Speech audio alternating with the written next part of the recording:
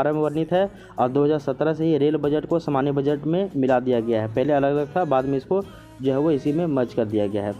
इसके बाद अगर हम लोग नेक्स्ट पॉइंट देखें तो नेक्स्ट पॉइंट जो है वो आपका हो जाएगा 5 तो है आपका वित्तीय नीति तक हम लोग 5 गए। पहला था सार्वजनिक आय, दूसरा है सार्वजनिक व्यय, तीसरा है सार्वजनिक ऋण, चौथा है बजट, पाँचवा है वित्तीय नीति, छठा है आपका संघीय वित्त यानी कि फेडरल फाइनेंस, जैसे केंद्र और राज्य के बीच में वित्तीय संबंध, करों का बंटवारा, इसके अलावा ग्रांट्स यानी कि अनुदान, और वित्त आयोग यानी कि फाइनेंस कमीशन की बात की जा रही है।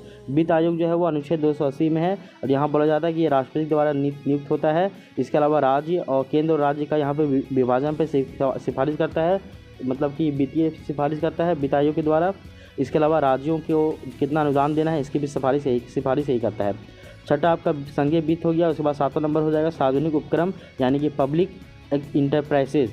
तो बोला जा रहा है कि सरकार के द्वारा संचालित उद्योग और कंपनी, इसमें आपका जो भी है भारत हेवी इलेक्ट्रिकल्स लिमिटेड यानी कि भेल, इसके अलावा आपका ONGC, IOC, इसके अलावा देखिएगा कोल इंडिया लिमिटेड, इसके अलावा देखिएगा Bharat electronics limited, Indian oil corporation, तेल एवं प्राकृतिक गैस निगम, इन सभी को शामिल करते हैं।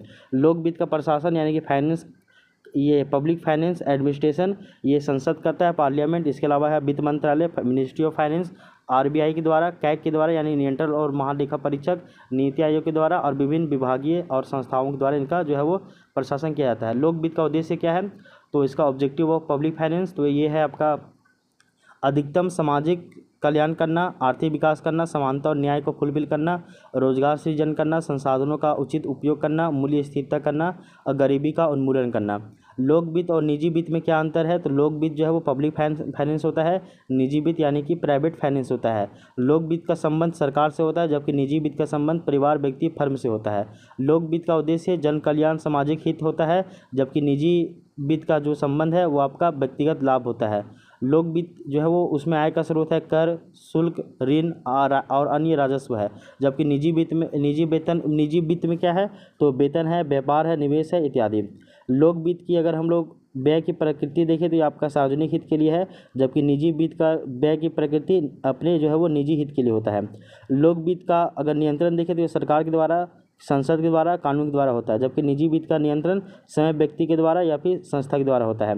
लोक वित्त का जवाबदेही जनता के प्रति, जबकि निजी वित्त का जवाबदेही अपने प्रति यानी अपने स्वयं के प्रति। आगे देखिए महत्वपूर्ण संवैधानिक प्रावधान, अनुच्छेद 112 बजट, अनुच्छेद 266 संचित निधि लोक लेखा, 280 वित्त आयोग, 289 भारत की संचित निधि और 293 राज्यों पर जो है वो राज्यों का इसमें है ऋण। ठीक है, इस तरह से आपका लोक वित्त के अंतर्गत इतने सारे पॉइंट को शामिल किया जाता है। Thank you.